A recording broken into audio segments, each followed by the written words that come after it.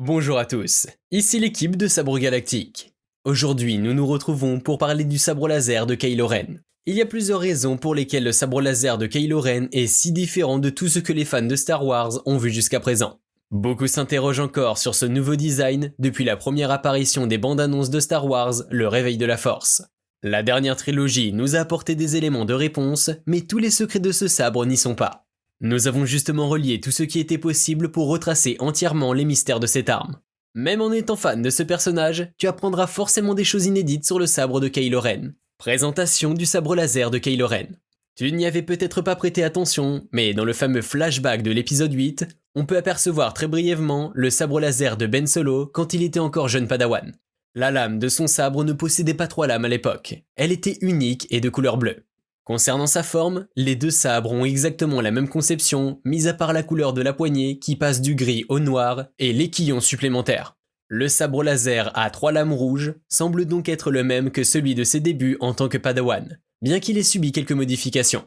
C'est son basculement du côté obscur de la force qui l'a poussé à procéder au rituel du saignement afin de modifier la couleur de sa lame. Nous étudierons plus en détail ce procédé plus tard dans la vidéo. Pourquoi le sabre laser de Kylo Ren est-il instable ? La façon normale d'obtenir un sabre laser est de le fabriquer soi-même. Cela signifie qu'une grande partie de sa propre personnalité entrera dans la fabrication du boîtier et dans l'état du cristal lorsqu'il sera placé au cœur de l'arme. Selon l'encyclopédie illustrée Star Wars Le Réveil de la Force épisode 8, la lame de Kylo Ren semble instable pour 2 principales raisons. Bien que la conception de l'arme soit ancienne, la technologie et ses composants à l'intérieur du sabre sont récents.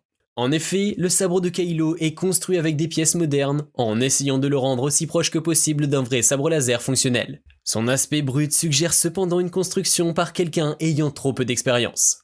Il a donc été fabriqué d'une main inexpérimentée et contient de nombreux problèmes à l'intérieur de son noyau. Beaucoup de fans supposent que Kylo Ren n'a jamais vraiment appris la capacité à construire correctement son propre sabre laser. Et cela puisqu'il n'a pas totalement terminé son entraînement de Jedi avec son mentor Luke Skywalker. Plus important encore, le sabre laser utilise un cristal Kyber fissuré, ce qui est la principale cause de l'apparence irrégulière de la lame. Et évidemment, ce sabre laser est le reflet parfait du caractère instable de Kylo Ren.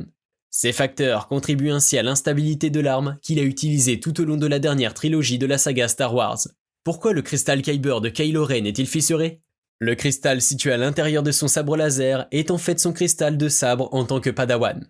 Il est fissuré parce qu'il saigne. En effet, les cristaux Kyber ne produisent pas de couleur rouge à l'état naturel. Les utilisateurs du côté obscur de la force sont obligés de pratiquer un rituel difficile appelé le saignement, afin de soumettre le cristal Kyber à sa volonté.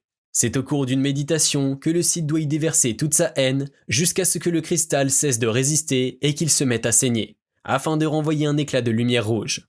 Nous pouvons observer ce rituel dans un comics où on y voit les étapes de création du sabre laser rouge de Dark Vador. Il lui a d'ailleurs été très difficile de saigner son cristal. Kylo, de par son inexpérience, a presque détruit son cristal pendant le processus, ce qui l'a fêlé et rendu très instable. C'est pourquoi il a dû fabriquer des évacuations appelées quillons sur les 2 côtés de son sabre. Ces sorties permettent de libérer et canaliser l'excès d'énergie et de chaleur supplémentaire que produit le cristal. Sans cela, le sabre laser de Kylo Ren aurait tout simplement fini par lui exploser dans les mains. Il faut aussi savoir qu'un cristal corrompu par le rituel du saignement peut être réparé. Nous en avons vu un parfait exemple avec Ahsoka Tano faisant passer la couleur de ses lames du rouge au blanc. Pourquoi le sabre laser de Kylo Ren a-t-il un son si différent ?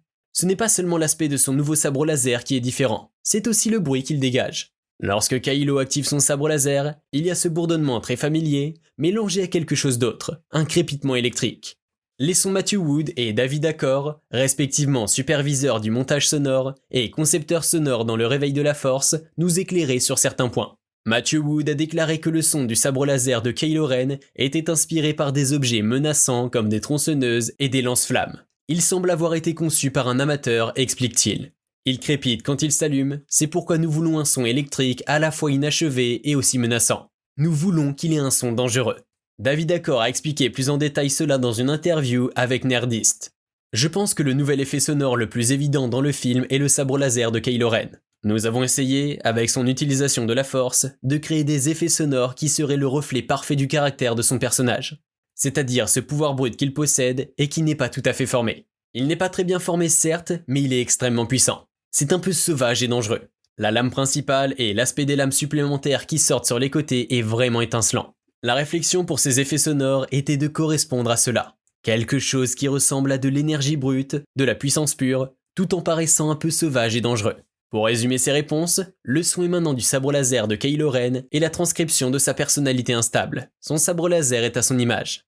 Kylo Ren a réussi à faire de son cristal une entité aussi défectueuse que lui, mais qui fonctionne toujours. Cependant, le fait qu'il soit fissuré confère à ce sabre des qualités des plus remarquables. Construit grossièrement par manque de connaissances et par soif de pouvoir, il s'avère que ce sabre laser à 3 lames n'est en partie qu'un mauvais défaut de conception. Mais quelle anomalie terrifiante! Kylo Ren est-il à l'origine de cette conception de sabre laser à 3 lames? C'est la seconde saison de la série Star Wars Rebels, et le comics numéro 2 de la série Dark Maul qui nous prouve que Kylo Ren n'est pas à l'origine de cette forme de sabre laser. En effet, ce style de sabre était utilisé par de très anciens Jedi combattant pour l'ultime bataille. Ils étaient connus sous le nom du Grand Fléau de Malachor, qui opposait l'Ordre Jedi et l'Empire Sith. C'est aussi dans Star Wars Rebels que les restes de cette bataille seront découverts plus tard, avec notamment un sabre laser à garde de couleur verte retrouvé par Ezra. Kylo Ren n'est donc pas à l'origine de ce type de sabre laser. Il a puisé son inspiration dans le passé et tiré bénéfice de cette ancienne conception. Cela lui aura permis d'y adapter son cristal fissuré et l'utiliser sans danger. Mais alors, comment aurait-il pu s'en inspirer si cette forme de sabre laser date de plusieurs milliers d'années? Nous supposons que l'apprentissage des différentes formes de sabre laser au cours de l'histoire fait partie de l'entraînement imposé aux jeunes Padawan. Kylo Ren aurait donc pu s'inspirer en temps voulu.